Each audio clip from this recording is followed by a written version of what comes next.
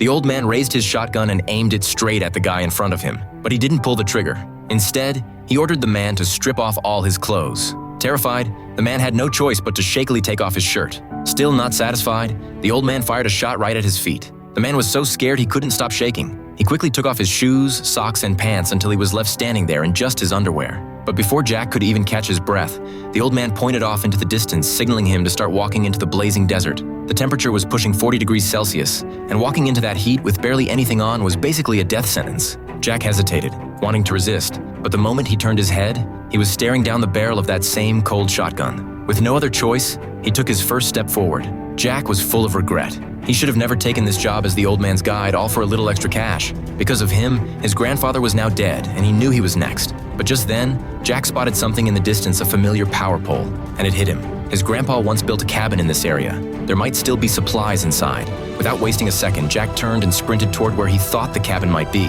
The old man saw him running, but just figured he was making a desperate last attempt to survive and didn't think much of it. But Jack suddenly picked up speed, then dove headfirst into a deep pit and vanished from view.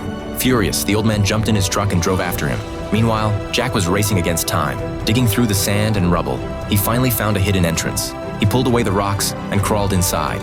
Right as he was about to kick away the wooden support holding the entrance open, he heard the sound of an engine. The old man was getting close. With everything on the line, Jack kicked hard, sealing off the entrance just in time.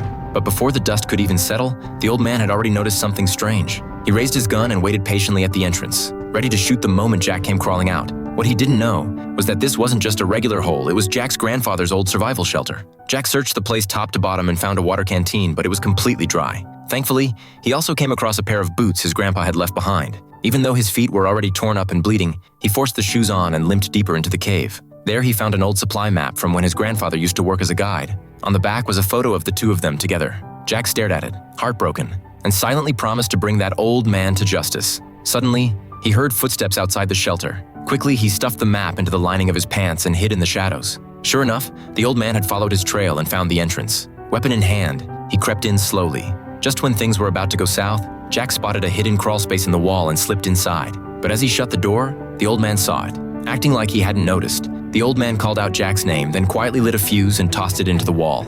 He didn't stop there. He brought over an entire box of explosives, dropped it in, and ran.